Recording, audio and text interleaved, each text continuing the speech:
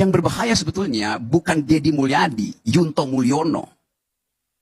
Tetapi penonton Mulyono dan penonton Deddy Mulyadi sama. Coba deh, tolong ya, Pak Rocky Gerung, tolong tunjukkan bagaimana visualisasi yang tidak dangkal dan turun langsung gitu, terjun ke lapangan itu kayak gimana? Visualisasi yang nggak dangkal itu seperti apa? Lalu prakteknya seperti apa?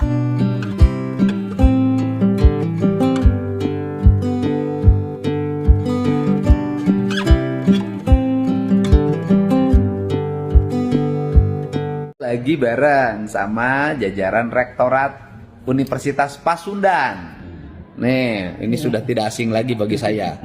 Waktu saya jadi bupati juga dulu, waktu dihajarin banyak orang, Pak Didi yang bikin tulisan di PR, melakukan kajian analisis ilmiah apa yang saya lakukan. Nah, ini kabar gembira ya bagi warga Jawa Barat yang anak-anaknya masuk Fakultas Kedokteran Universitas Pasundan. Silahkan ikut seleksi masuk Fakultas Kedokteran Universitas Pasundan. Bagi mereka yang memiliki nilai angka tertinggi masuk di Unpad, jadi nanti tertinggi 3 besar, maka kuliah kedokterannya itu digratiskan. Betul. Digratiskan. Ini Pak Didi ngasih hadiah sama saya barusan. Pokoknya 3 orang gratis masuk Fakultas Kedokteran, orang Jawa Barat. Betul nggak Pak? Betul. Nah, begini aja, daripada susah-susah nanti dianggap cuet kanu hideung ponteng kanu koneng cek urang Sunda mah kieu we ayeuna mah. Pokona nu angka seleksina kahiji, kadua, katilu eta gratis. Betul nggak Pak? Yes. Udah gitu aja, gitu. Pertimbangannya itu saja. Mudah-mudahan ya, silahkan daftar ke Unpas, ikut seleksi Fakultas Kedokteran. Siapa tahu Anda nilainya paling tinggi. King Deddy Mulyono. Yang berbahaya sebetulnya bukan Deddy Mulyadi, Yunto Mulyono. Tetapi penonton Mulyono dan penonton Deddy Mulyadi sama. Masyarakat yang doyan nonton kedangkalan, kira-kira itu tuh.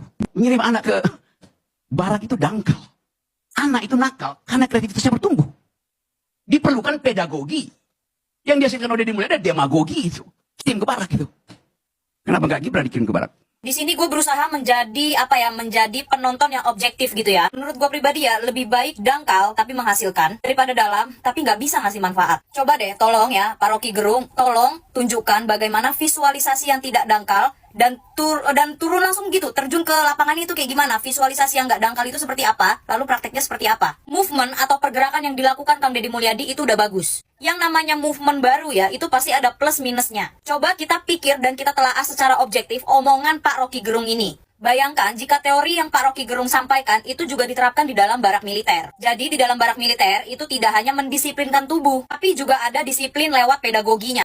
Rocky Gerung itu adalah orang yang teoritis, ahli filsafat, dan juga kritisi gitu ya. Suka mengkritik pejabat-pejabat maupun pemerintahan gitu ya. Tapi permasalahannya sekarang yang rakyat Indonesia butuhkan itu bukan teori lagi, bukan teoritis lagi, tapi praktek. Permasalahannya ya, kalau semuanya hanya diterapkan secara teori, semua orang juga bisa. Seperti Pak Rocky Gerung. Pak Rocky Gerung ini permasalahannya punya anak atau tidak. Di video yang sebelumnya, di videonya Pak Rocky Gerung, beliau menyampaikan bahwa anak itu menjadi nakal karena kreativitasnya sedang dibentuk. Iya Pak, saya sadar kalau kreativitas anak itu sedang dibentuk. Tapi saking kreatifnya Pak, anak-anak nakal itu bisa membun-bun orang loh Pak. Saking kreatifnya mereka itu bisa membahayakan orang lain loh Pak Rocky. Dan yang bikin gua bingung gitu ya, kenapa dibilang visualisasi kedangkalan gitu loh. Mengirim siswa-siswi ke barak militer itu adalah visualisasi kedangkalan. Kenapa dibilang dangkal? Itu adalah solusi dan cara terjun langsung kerja nyatanya Kang Deddy Mulyadi. Terus kalau menurut Pak Rocky Gerung sendiri harusnya seperti apa? Realisasinya itu harusnya seperti apa Pak? Sebenarnya satu sisi gue pun paham maksud dari omongan Rocky Gerung ya. Beliau ini ingin kita tidak terlalu cepat terkesima,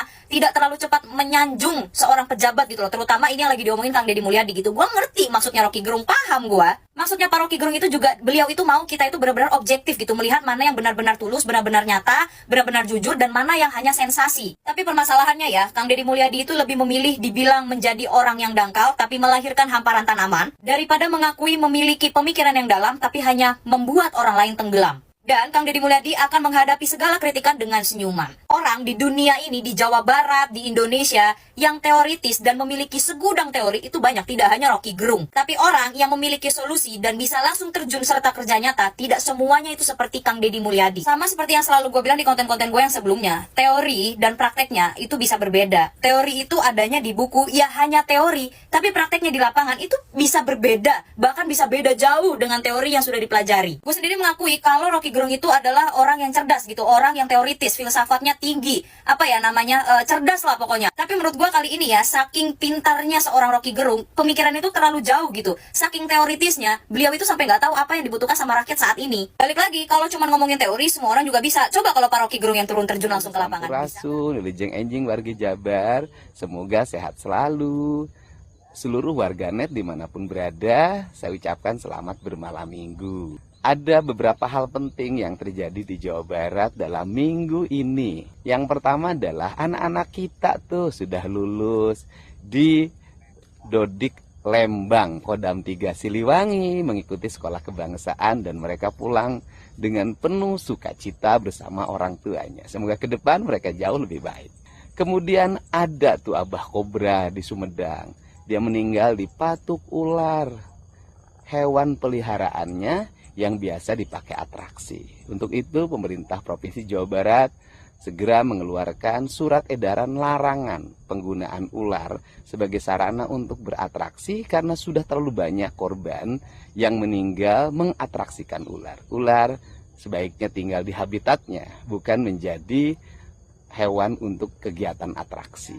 Yang berikutnya di Cijeruk, jembatannya roboh. Jembatannya adalah jembatan yang dibangun swadaya, masyarakat dan partisipasi swasta.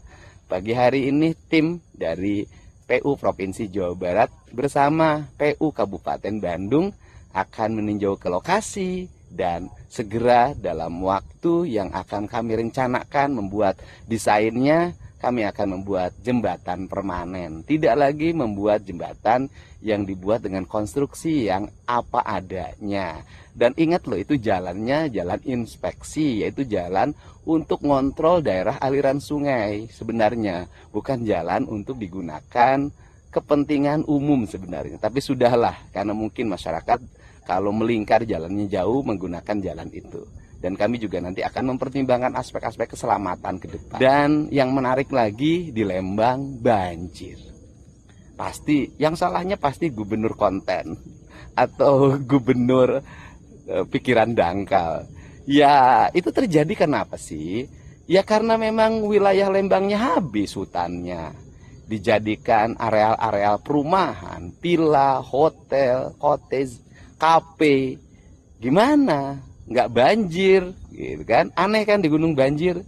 Apa sih tindakannya? Satu, saya sudah meminta Pemda Kabupaten Bandung Barat di bawah kepemimpinan Pak JJ lakukan evaluasi tata ruang.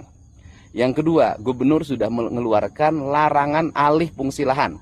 Yang ketiga, hari ini juga saya akan meminta bidang Perkim Pemda Provinsi Jawa Barat untuk mengajak Perkim Pemda Kabupaten Bandung Barat dan PU Pemda Kabupaten Barat ngecek ke lokasi, periksa saluran-salurannya yang mampet, periksa daerah-daerah yang dibeton, lakukan langkah-langkah yang berani, terukur dan tegas.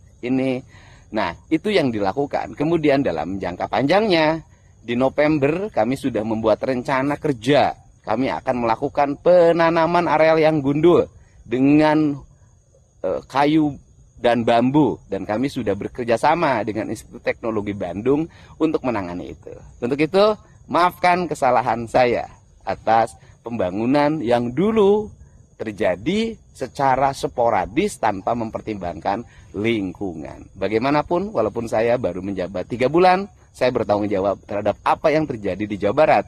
Dan Jawa Barat itu setiap daerah punya otonom sendiri-sendiri. Ada gubernur, ada bupati yang memiliki daerah otonomnya, ada kepala desa yang punya daerah otonomnya. Tetapi kita sama-sama bekerja untuk kepentingan rakyat. Nggak boleh lagi bicara kewenangan, mari kita bicara manfaat untuk kepentingan masyarakat.